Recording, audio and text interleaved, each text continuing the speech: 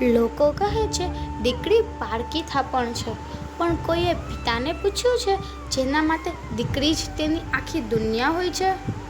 દીકરીની વિદાય સમયે જે આંસુ પિતાની આંખોમાં હોય છે એ આંસુ દુઃખના નથી હોતા સાહેબ, એ આંસુ વર્ષોથી સાચવી રાખેલા પ્રેમના હોય છે।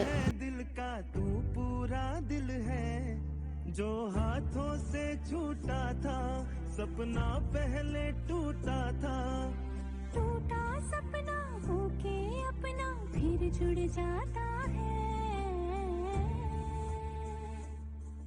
ये रिश्ता क्या कहलाता है, ओ ये रिश्ता क्या कहलाता है।